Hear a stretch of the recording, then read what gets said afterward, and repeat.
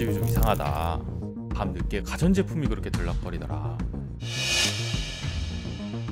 집에 냉장고가 왜 저렇게 많아? 막 내가 3번만 냉장고가 5대가 넘어 막. 가전구독 서비스가 불법 대출 사기 범죄에 악용되면서 사회 초년생들이 공범이 되는 일이 많습니다. 너 내 말 안 들으면 너 장기 적출할 거야. 안녕하세요. 특종의 발견입니다. 냉장고를 몇 대씩 쓰는 집은 있죠. 그런데 가전제품을 수십 대씩 박스째 사는 경우는 흔치 않습니다.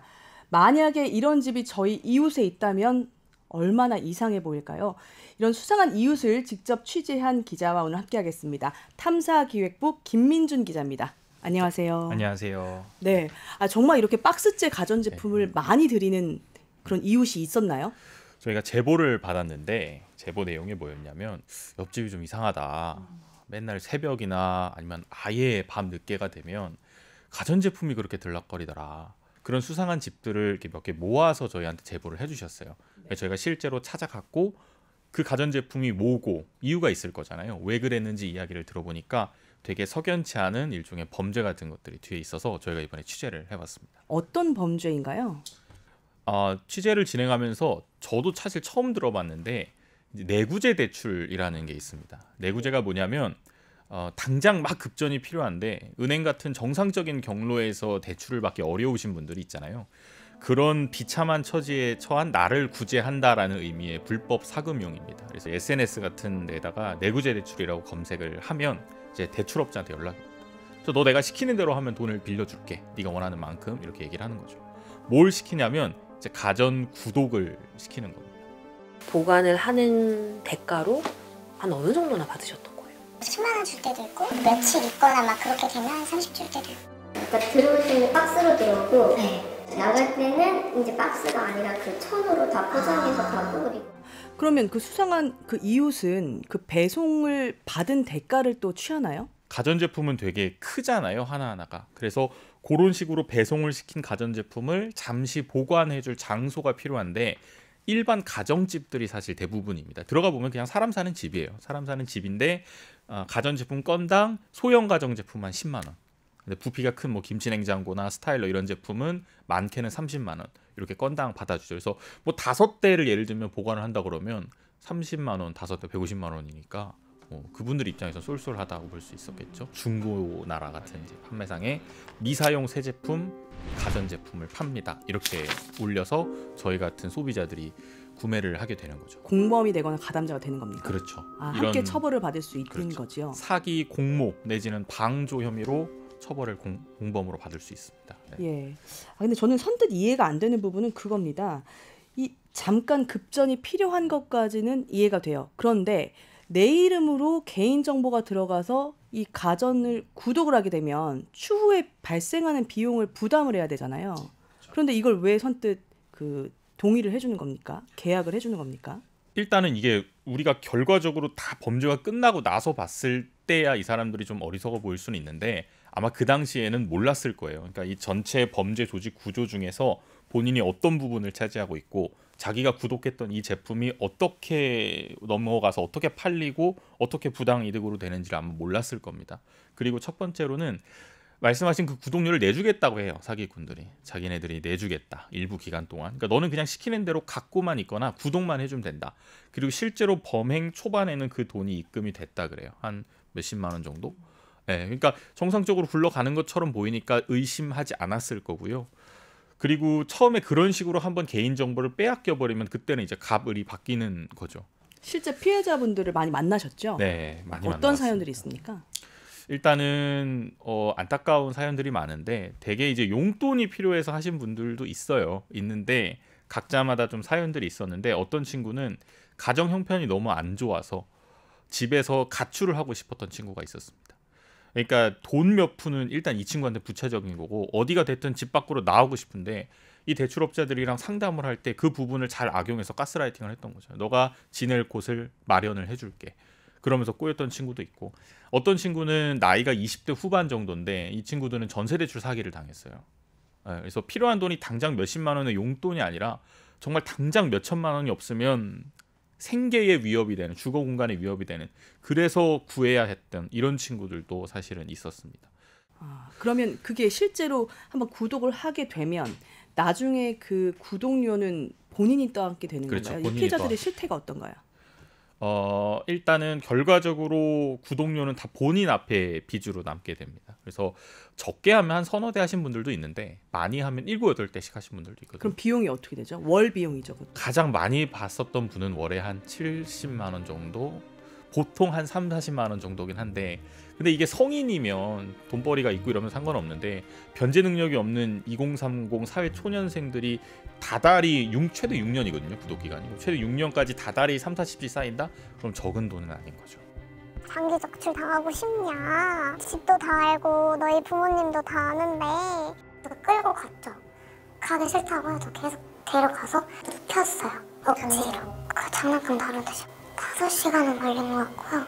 제발 그만해달라고 마지막에는 제가 빌었죠. 007감 같은 게 있었는데 칼이 여러 개가 비는 거예요.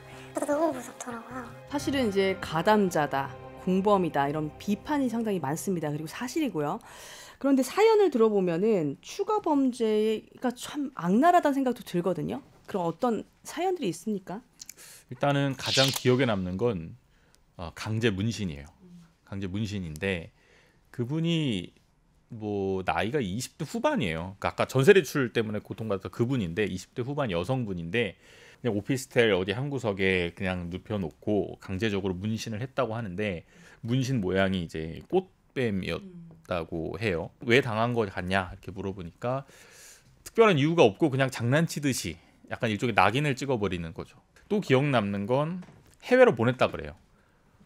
누구를요? 네, 그 이제 감금시켰던 사회 초년생들을 뭐 가정 구독만 사실 시킨 건 아니거든요. 가정 구독도 시키고 우리 휴대폰 깡으로 알고 있는 대포폰 개통, 한 사람 명의로 여러 대 휴대폰 개통해서 팔아넘기는 그것도 하고 전세 대출도 일으키고 모두 하고 해서 더 이상 본인들 판단하에 이제 쓸모가 없어졌다고 판단이 되면 너 해외로 보낼 거야. 그 현지에서 이분들을 받아주는 브로커가 있고 그 사람들의 통제하에 무임금 노동 같은데 아마 착취가 되지 않았을까? 예, 그렇게 해서 끝까지 이제 돈을 벌려고 했던. 근데 다행히 그 보내줬던 친구는 안전하게 이제 다른 분의 도움을 받아서 국내로 송환은 됐고 또 어떤 친구는 보내질 뻔하다가 우리 공항에서 다행히 구조가 돼서 온 친구들도 있었고요. 카톡으로 지령을 받아요.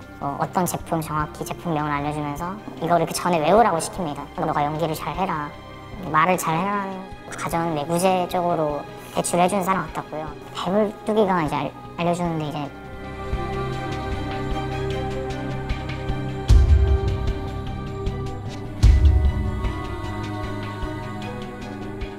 아까 배불뚝이 말씀해 주셨는데요.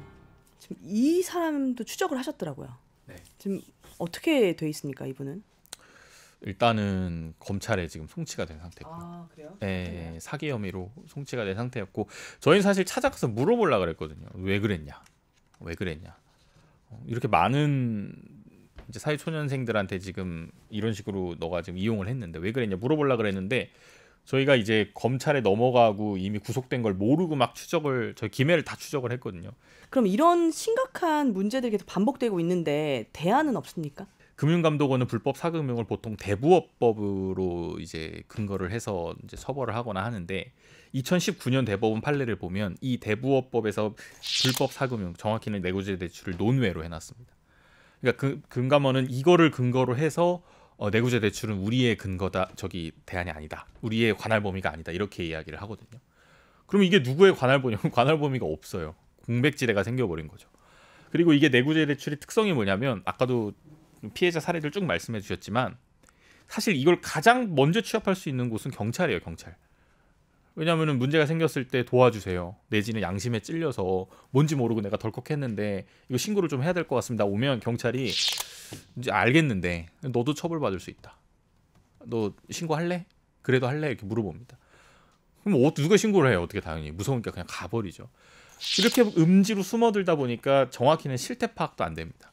저희가 전문가들 쭉 만났는데 사실 그래서 이렇게 내구재 대출을 직접 겨냥하는 법이 없다 보니까 보통 사기를 의율해서 준용해서 처벌을 하기는 하는데 그거보다 훨씬 중요한 게 일단 근거 법령을 일단 만들어야 되고요.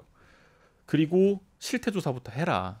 지금 대대적으로 실태 조사를 해라. 저희가 찾아보니까 내구재 대출 실태 조사는 거의 없고 신고 건수만 나와요. 신고 건수만. 그러니까 아까 말씀하신 그리고 경찰에서 왔을 때 그 취합된 신고 건수를 보면 그 되게 몇 건 안 됩니다. 정확하게 수치가 기억이 안 나는데 100건도 안 돼요. 다 그런 식으로 돌려보낸 것들이 있는 거죠. 실태 조사부터 명확하게 하고 아까 말씀드렸던 그런 내구재 대출을 알아보는 청년들이 다른 방식으로 정상적인 방법으로 정보를 얻을 수 있도록 좀 이걸 최대한 열어주고 그리고 문제가 생겼을 때 처벌을 엄하게 하기 위해서 근거 법령을 좀 만들려는 노력도 정말 필요해 보입니다. 지금 이 순간에도 너무 어려워서 이 검색하시는 분들이 있을 수 있어요. 특히나 뭐 청년분들. 그 하시고 싶은 말씀 있으시면 당부의 말씀이라고 할까요? 절대 하지 마십시오. 절대 하지 마시고 혹을 떼려다가 더 붙일 수 있습니다. 그리고 여기에 휘말리셨던 분들 본인들이 문신당하고 무슨 해외로 보내진다 절대 예측 못했어요. 그냥 상담이나 받아보자라는 생각으로 접근을 했던 건데 사기꾼들은 이 분야에서 달코 다른 사람들이라 여러분들의 허점을 그냥 놔두지 않습니다. 세상 친절하게 상담을 해줍니다. 저도 텔레그램으로 상담을 해봤었거든요. 뭐 고객님, 사장님, 뭐 선생님 온갖 호칭이 다 나오면서 더 해드릴게요 하는데 한번 그 가불관계가 바뀌는 순간부터 말려 들어가기 시작하고 이런 범죄들의 고구마 줄기 얽혀 들어가지 들어갑니다. 절대로 쳐다도 보지 마시고. 네, 감사합니다. 오늘 말씀 여기까지 듣겠습니다. 고맙습니다.